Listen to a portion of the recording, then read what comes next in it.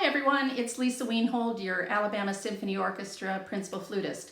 And since everybody's out of school and a little bit out of sorts, I hope everybody is being safe and well. I thought I'd take just a second to talk a little bit about the history of my instrument, the flute.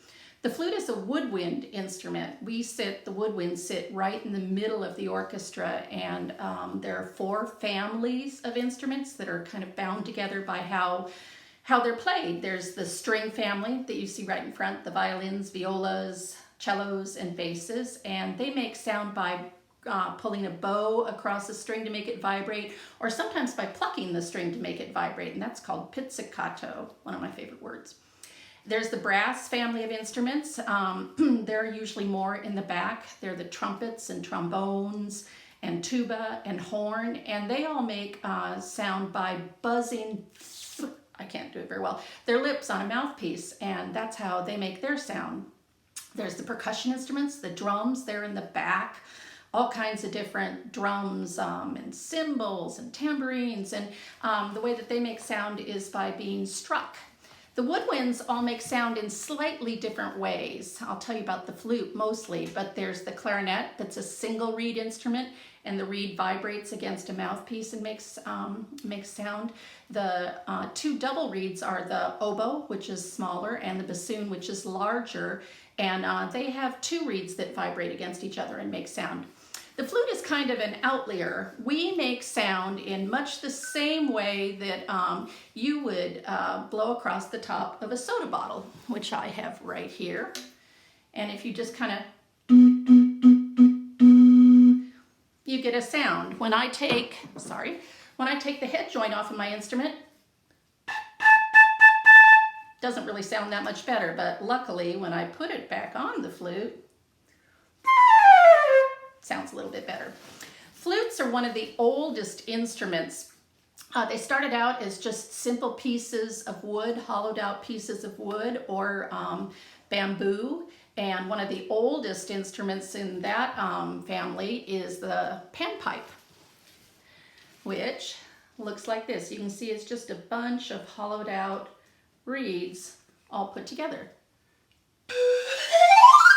You blow across the top of them the same way that I blew across the top of the soda bottle or the head joint of my flute.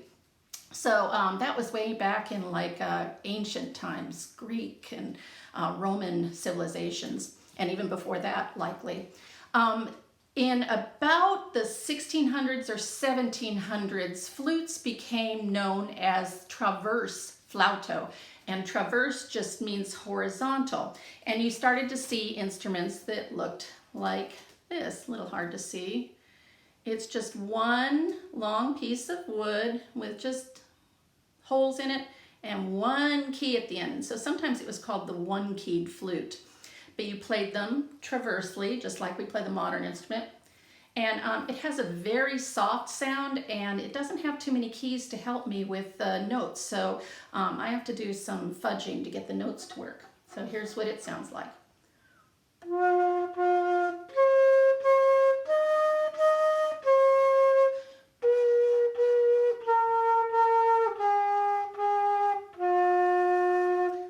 You can probably hear, because I haven't been working on it very much, it's not very well in tune. So as flutes went along, they started to make them out of different materials. All instruments sort of evolve over the years.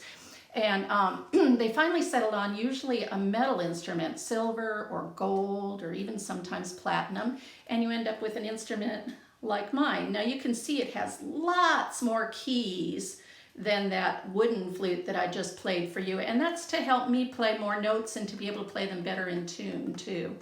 And flutes are often used in the orchestra or in music to sound like birds because we're kind of chirpy.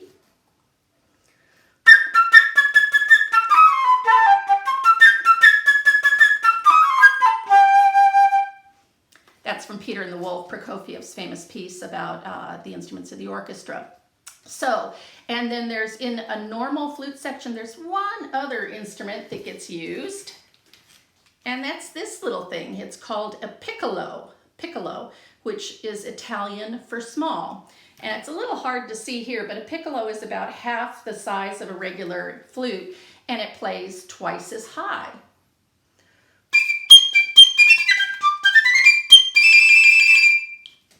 You hear them in bands a lot. Sometimes they're made out of metal, not wood, and I could use some practice on mine. I don't play it very often.